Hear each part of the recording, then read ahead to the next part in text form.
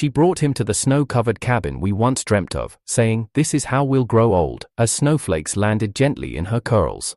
She looked up at him, laughing, holding his arm like it was the only anchor she'd ever known.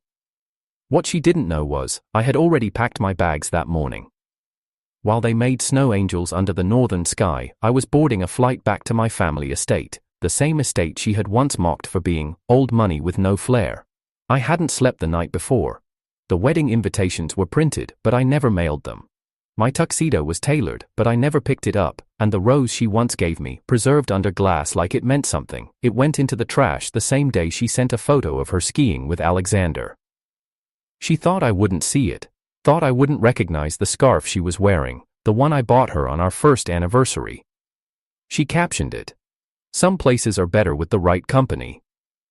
I didn't call, I didn't text. I simply opened the drawer, took out the framed photo of us at the engagement party, and dropped it face down into the fireplace. The flames danced around our frozen smiles, the smoke curled upward, bitter and slow, like the final breath of a long-dead relationship. Back at the company, the whispers had begun. I walked past her office that week. She wasn't there. Her assistant said she was on site with Director Alexander. That title still made me laugh. Director.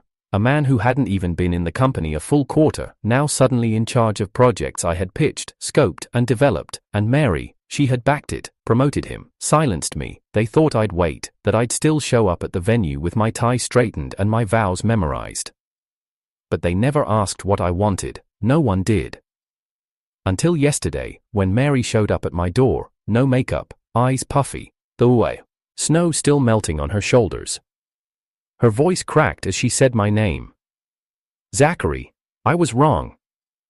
I didn't flinch. I leaned against the doorway, wedding band gleaming on my finger like a truth bomb. She noticed it finally. "You're joking," she whispered. "Is this a stunt?" I reached into my coat pocket and took out the second red booklet, held it up for her to see. "Too late," I said, my voice steady. "I'm married now." She staggered back like I had hit her. Tears welled fast, but I wasn't watching anymore. I turned and closed the door. Zachary had never needed the spotlight. In meetings, he was the one people forgot to address, but whose documents they all relied on. His name never made it to the press releases, but every project that reached the boardroom had his fingerprints buried inside. He wasn't just diligent, he was precise, measured, quietly relentless. 3 years ago, when Huayao's Western branch started bleeding clients, it was Zachary who mapped the recovery plan. When the new subsidiary lost 2 department heads in 1 quarter, it was Zachary who stepped in and absorbed their responsibilities. No complaints, no demands, just quiet delivery. Everyone believed he was just another overworked middle manager. But the truth? The branch they all worked in, the one with Mary Lee's name on the VP door, it belonged to Zachary's family. Not that Mary knew, at least not entirely. All she knew was that his background was comfortable. She once joked that his parents sounded like the type to wear gloves while drinking soup. He laughed along back then. That was before he realized she wasn't joking. Their engagement had never been sudden. It was built like scaffolding, one small, unsure decision at a time.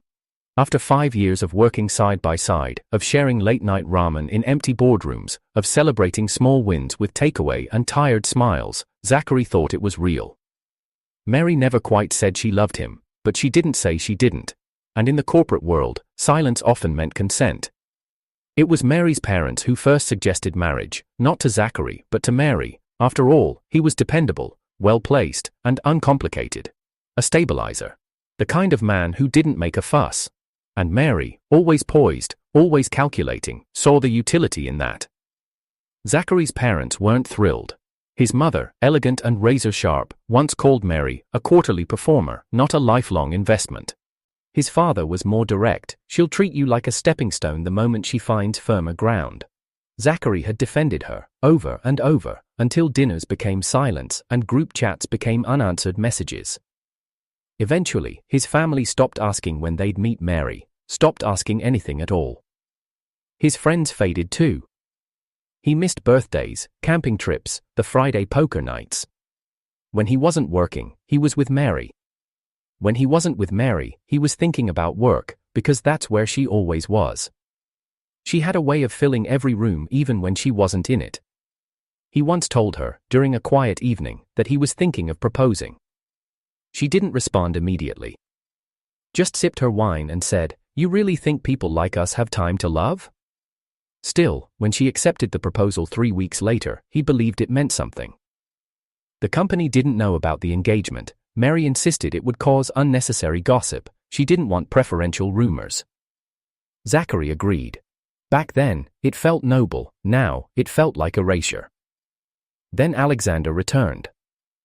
Zachary remembered him vaguely from old photos on Mary's shelf, university group shots, always with Alexander standing too close, always with Mary smiling a bit too wide. She said it had ended years ago, that he left, that he chose someone richer, someone who could buy him a startup. Alexander came in as a consultant, but within weeks, he was promoted, first to team lead, then to acting director. Mary said it was purely merit-based. Zachary said nothing. Even when his own promotion was delayed. Even when his ideas showed up under Alexander's name in review meetings. He stayed quiet. He noticed other things too. How Mary had stopped replying to his messages outside office hours, how she started traveling more, leaving vague notes about off-site strategy syncs, how the perfume in their apartment changed, lingering long after she had left in the mornings. But Zachary wasn't impulsive. He waited, observed, verified. The moment he saw the photo of her and Alexander at the cabin, their cabin, he knew. Still, he didn't yell, didn't accuse. He filed for leave, spoke to HR, spoke to his family, and most importantly, he reached out to someone he hadn't seen in a very long time. Elizabeth. They had grown up on the same street. She used to race him to the end of the block on her red bicycle. She always won, but always claimed he let her. As teens, they had drifted, different schools, different lives. But she had always sent him a message every year on his birthday. When he texted her, she replied instantly. Their first meeting after 10 years was quiet. She brought him jasmine milk tea, remembered his order exactly. He asked if she was seeing anyone. She wasn't, not because she couldn't, but because no one ever felt right. "I figured," she said with a soft laugh, "maybe I already met the one, just didn't realize it in time." His parents loved her. His sister hugged her the second they met. There were no debates, no power games, just warmth, just alignment. And when he told her everything, about Mary, the engagement, the betrayal, she didn't gloat, she didn't pity, she just said, "Then let's do something brave, let's write a new ending." Zachary didn't need fanfare, he didn't need closure from Mary, he only needed one red booklet, one signature, and one moment of peace. That's how the wedding happened, quiet, private, legal, undeniable, and now, standing in front of Mary's tear-streaked face, he no longer saw the woman he had once defended to everyone, he only saw the distance that had been there all along. The first gift was a Hermès tie, burnt orange, same shade as the one Alexander wore in the last press release. Zachary opened the box on a quiet Tuesday evening while Mary busied herself in the kitchen. She barely looked up. "Thought you needed something sharp for next week's summit," she said, like it was routine, but Zachary never wore orange, never liked it, and she knew that. The second was worse, a leather card holder, embossed with his initials. He stared at it in the dim light of the guest room, its texture oddly familiar. He remembered Alexander showing off a matching wallet just days ago in the office, boasting about quality over quantity. When he finally checked the boutique's catalog, his suspicions were confirmed. The tie and card holder were both part of a bundled promotion. A bundle Mary must have bought for Alexander. His gifts were just the leftovers. He said nothing, didn't confront her, just placed both items back into their boxes, closed the drawer, and kept showing up to work. He delivered results, wrapped up deadlines, kept his team afloat. But the hallway glances changed. Alexander's name appeared more frequently in upper management emails. Meeting invites that should have gone to Zachary suddenly vanished from his calendar. A project he had authored was now tagged, co-led by director Alexander. Zachary sat quietly through presentations where his slides were used, but his name was absent. No one questioned it. After all, Mary had made the announcement herself. "Let's all support Director Alexander in the next expansion quarter." Support, that's all Zachary had ever done. He thought the worst was over until dinner with his brother Simon.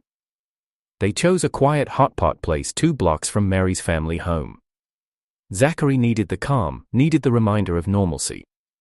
Simon was all laughter and loud stories, trying to distract him. They were halfway through the meal when a group settled at the table behind them. Zachary paused, chopsticks mid-air, He recognized the voices instantly: Mary's father, her mother, her aunt.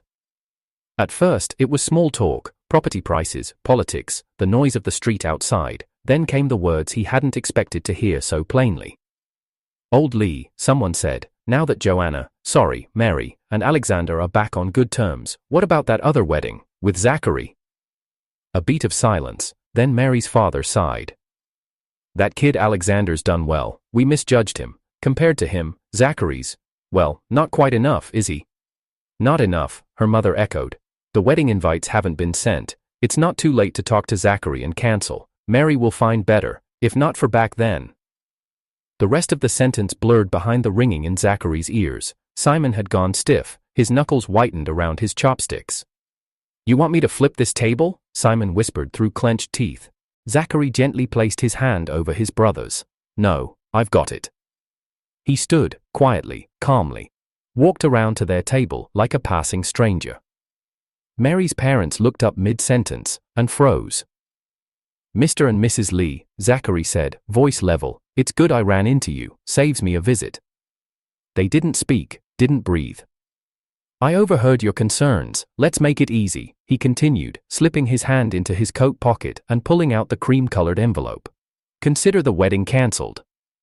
He placed the unopened invitation on the table and gave a slight nod. Mary's mother blinked, lips parting. "Zachary, wait, we didn't mean—" "I understand," he cut her off. "You want what's best for your daughter, so do I." He turned and left. The next morning at the office, he walked past Mary's door without stopping. The team's chatter quieted as he entered his own space. He set down his laptop, reviewed his notes, and waited.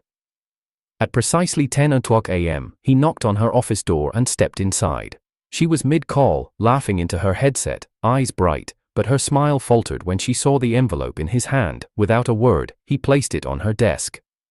She ended the call. "What's this?" she asked, already knowing. "The wedding invitation," he said flatly.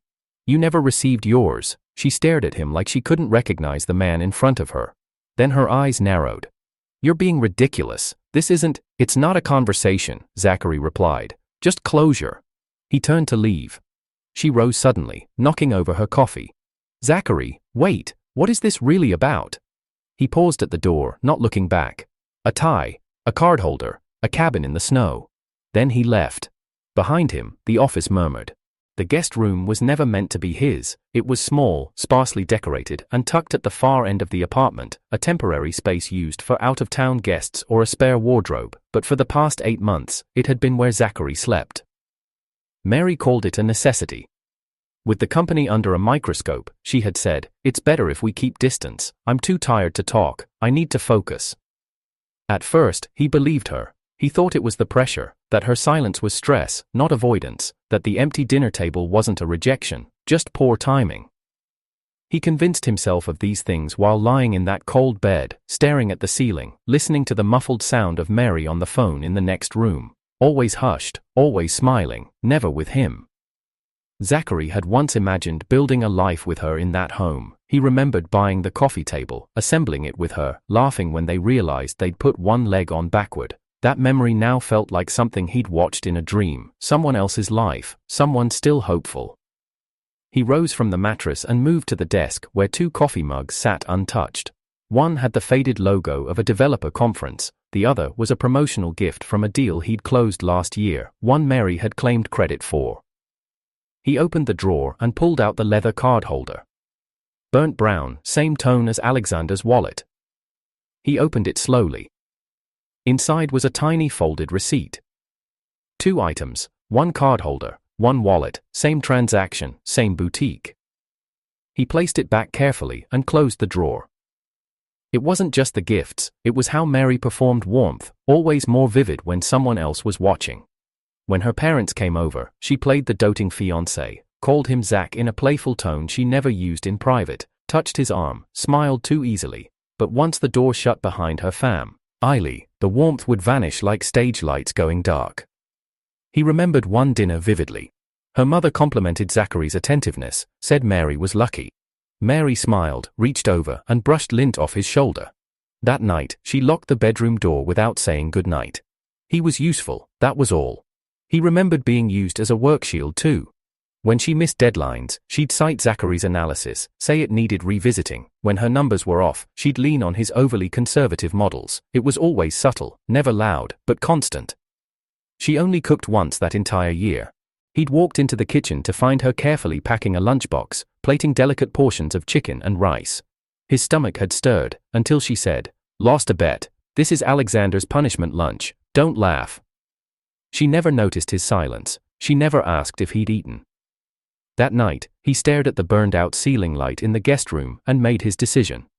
The next morning, he applied for annual leave and marriage leave in one go. HR was surprised, but they approved it quickly. He told no one the full story, just packed up what little was his and left. He didn't go far, just back home.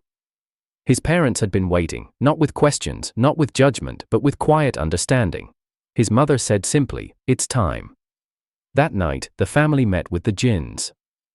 Elizabeth had arrived in a soft beige coat, hair tied back, hands bare of jewelry. She didn't smile much, but when she saw Zachary, something shifted in her eyes. Something warm, something familiar. They spoke alone on the terrace for over an hour. "Do you still believe in all that?" she asked gently, eyes on the stars. Zachary didn't pretend.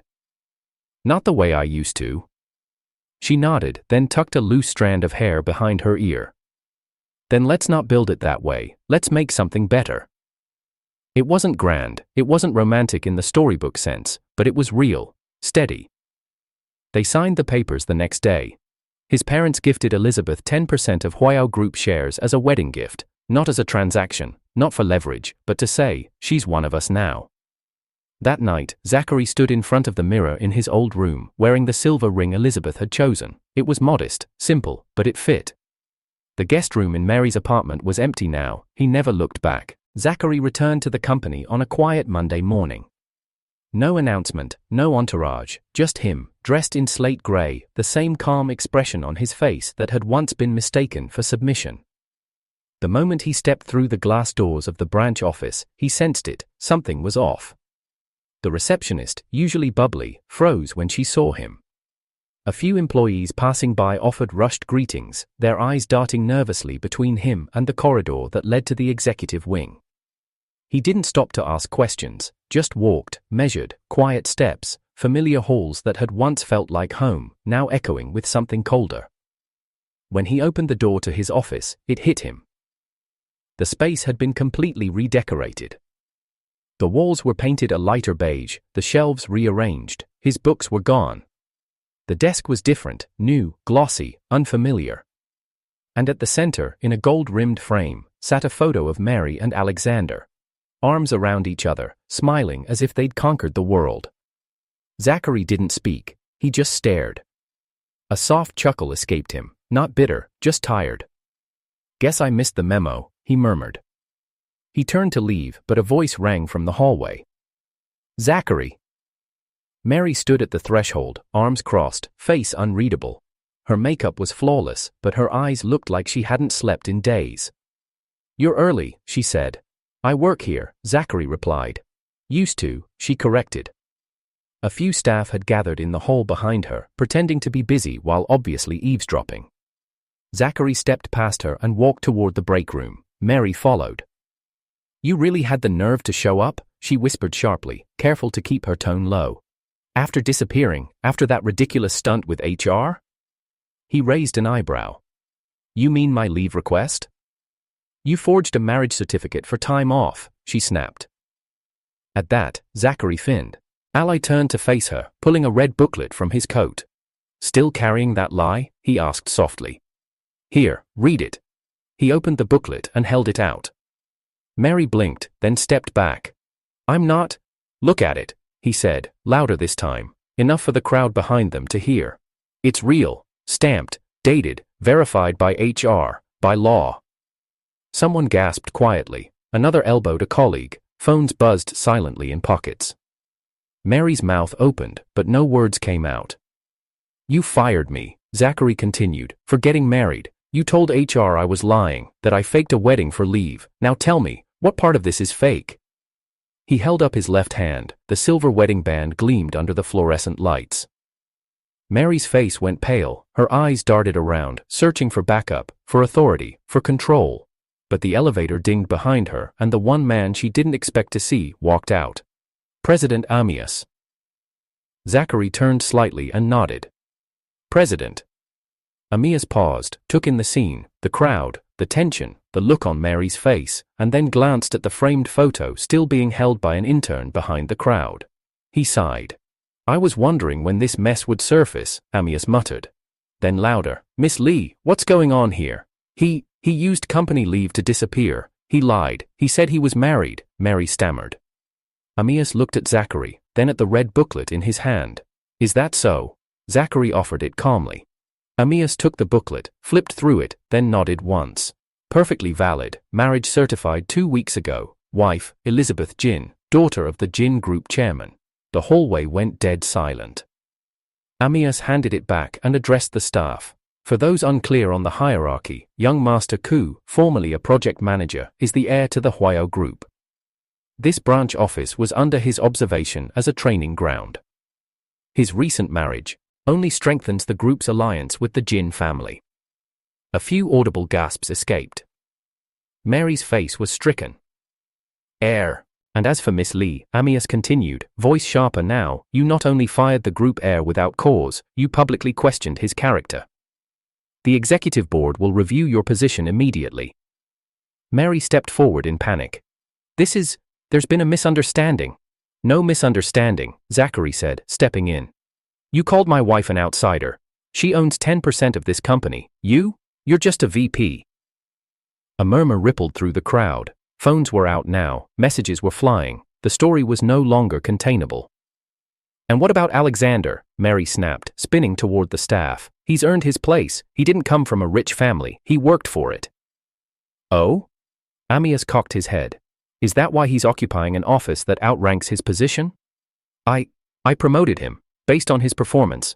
You mean the performance metrics he took from Zachary's report? Hermès asked. Mary froze. Hermès turned to the assistant manager nearby. Effective immediately, Director Alexander is to return to his original post. Manager, without title inflation, Miss Lee's access will be restricted until further notice. Zachary remained quiet as Hermès issued orders. Mary stood in place, her eyes locked on him, betrayal, confusion, disbelief, all fighting behind her gaze. Zachary, she whispered. You planned this. He met her eyes. No. You gave me no choice. As Hermès walked past, he patted Zachary's shoulder. Your office has already been cleaned. You'll use mine for now. Zachary nodded, pocketed his booklet, and walked toward the executive wing. His steps were quiet, but the noise behind him was deafening. Alexander, standing near the printers, had gone completely still. For the first time, his signature smirk had vanished. Zachary passed him without a glance. Zachary passed. The first sign that Zachary's return had shaken the branch to its core was the silence. Not the awkward, polite kind. This silence carried weight. People straightened their backs when he passed, whispered his name behind conference doors, checked their posture at the printer. Even those who used to casually ignore him now held their breath when he entered a room. He didn't change his voice, he didn't wear louder suits. He didn't bark orders or flaunt credentials, he simply existed differently now. Not as Mary's subordinate, not as the ghost in the corner office, but as the heir, of the group, of the name, of the silence that demanded attention. Mary hated that silence. She had lived for control, covert, polished, commanding. But now, her words no longer echoed with confidence. Her smiles trembled at the edges. Each step Zachary took into the space she once owned chipped away at her control. The final crack came when Elizabeth walked in. She wasn't dressed like someone trying to prove anything, just a cream blouse tucked into tailored slacks. Her hair was down, the soft waves framing her calm face. She looked like clarity itself, untouched by chaos. It was supposed to be a simple visit. Elizabeth had stopped by to drop off some contracts for Zachary to review, logistics between the Jin and Ku families. But the moment she entered the building, the staff erupted in quiet energy. Phones buzzed, people leaned to get a better look. Some said she was even more stunning in person. Zachary stepped out of his office to greet her, took the documents from her hands, then gently kissed her cheek. The act was effortless, natural, and devastatingly public. Mary saw it. She stood at the edge of the hallway, frozen. "Elizabeth?" she said, loud enough to turn heads. Elizabeth turned calmly, meeting her gaze. "Yes?" Mary walked forward, heels striking the marble floor with too much force. Her voice wobbled between sweetness and venom. "I don't think visitors are allowed past reception. Company policy." Zachary didn't say a word, he just stood beside Elizabeth, unbothered. Elizabeth smiled slightly. "I'm not a visitor, I'm family." Mary's eyes narrowed. "That doesn't give you access to company floors." Elizabeth's tone stayed light. "Does being a vice president give you the right to hit employees in hallways?" Mary flinched. Zachary's expression didn't change, but his fingers slightly curled around Elizabeth's wrist, subtle, protective. The staff didn't blink, they were watching history. "You don't belong here," Mary hissed under her breath. "You're just—" Elizabeth cut her off, calm, quiet, brutal. "You had him," she said, "and still needed someone else to feel loved. I waited 27 years, you broke him in 7. Mary went stiff. "I used to wonder what he saw in you," Elizabeth continued, "but now I understand. You were the perfect disguise for his patience. He thought he could fix you, but he didn't see that some things are broken because they were never whole." The moment cracked. Mary lunged forward, eyes wild, hand reaching for Elizabeth's hair. But she never made it. Zachary stepped between them, catching Mary's wrist mid-air and shoving it aside with practiced restraint. "Enough," he said, voice low. She stumbled back, breath heaving, eyes glassy. "She's manipulating you. You think this is real? You think she actually loves you?" "I don't need your approval," Zachary replied coldly. "And I definitely don't need your version of love." Security approached. Mary backed away, her composure now fractured beyond repair. 2 hours later, the board meeting began. Zachary sat at the head, Hermès beside him, the directors seated in a tight circle of judgment. Alexander tried to walk in late, feigning confidence. He even nodded at a few of the younger board members, but no one nodded back. Zachary tapped the file in front of him once. "Mr. Alexander, before we begin, do you want to explain this?" He slid the file to the center. A thick report compiled by the audit team. Unauthorized access logs. Tampered performance sheets, cross-signed approvals, all traced back to Alexander's logins, and all tied to Mary's calendar. Alexander's eyes darted. "This is a setup," he said, half laughing. "Zachary's trying to pin this on me because you what?" Hermès asked coolly. "I don't need to defend myself," Alexander snapped. "You don't," Hermès agreed. "But you do need to vacate your position. The vote's already been passed." Alexander turned to Mary, who had just entered, pale and tight-lipped. "You told me this would work," he hissed at her. "You said I'd be safe. You said they wouldn't come after me." Mary didn't speak. "You used me," he spat. "You're just like the rest of them, climbing, clawing, using anyone dumb enough to fall for you. Was this your plan all along? Get rid of me to clean your own name?" Zachary remained still as Alexander slammed the door on his way out, but the fallout had only begun. Whispers turned into complaints, staff began submitting old grievances, citing favoritism, unexplained demotions, unfair reviews. HR opened formal investigations. Mary tried to spin it, sent long emails explaining context, painting herself as misunderstood. But no one bought it anymore. She snapped in the break room 2 days later, screaming at a junior who had accidentally mentioned Zachary's name with respect. That afternoon, her badge was revoked. Zachary never raised his voice, never gloated. He just sat quietly as the company restructured around him, piece by piece. Elizabeth brought him coffee most mornings. They shared lunches in the board lounge. Staff stopped whispering. They started smiling. Respect returned, but more than that, peace did. The woman who once silenced him with praise was now gone. The man who stole his work now locked out, and the woman who waited, finally home. The ballroom shimmered under a canopy of golden lights. The chandeliers above spilled warm amber across the polished marble floor, casting soft reflections onto the faces of the gathered guests. The music was quiet now, just a string quartet playing something delicate, something barely there. But it wasn't the music that kept the room still, it was them. Zachary and Elizabeth stood beneath a wide floral arch, locked in a moment that felt carved out of time. She wore a satin gown the color of soft moonlight, her hair pinned loosely, a few strands brushing her cheeks. He wore a charcoal three-piece suit, tailored to sharp precision, his tie a muted silver, matching the band already resting on his ring finger. Everyone was watching, but for a second, neither of them seemed to notice. The officiant cleared his throat gently, nodding toward Zachary. "Your vows?" Zachary turned fully toward her. "No cards, no paper, just words. You waited. Even when I didn't deserve it. When I was lost in something I thought was love, when I confused loyalty with silence and devotion with pain, you were there." He paused, eyes searching hers. "You never asked for anything, and somehow, you gave me everything. So today, I don't promise forever, I promise today, and I'll keep choosing you, every today after this." There wasn't a dry eye in the front row. Elizabeth didn't cry, but her voice trembled as she replied, "You've always been home to me, I just didn't know how far you'd wandered until you found your way back." They exchanged rings again, not because they had to, but because some things deserved to be said twice. As the final words were spoken, the room erupted in applause. A soft gust of petals rained down from above, cameras flashed, hands clapped, glasses chimed. And yet, amid the celebration, Zachary's eyes remained steady. Later that night, tucked into a quiet alcove near the garden terrace, Zachary stood with Hermès and Elizabeth beside the dessert table. The crowd was still dancing, laughing, drunk on joy and champagne. Hermès leaned closer, handing over his phone with a grim look. "It's confirmed." Zachary read the message silently. Alexander and Mary had been formally charged with embezzlement and misappropriation of funds across 3 internal departments. The board had frozen their assets a week ago, and court proceedings were set to begin that coming Monday. But that wasn't the news. Elizabeth touched his wrist gently. "What is it?" He handed her the phone.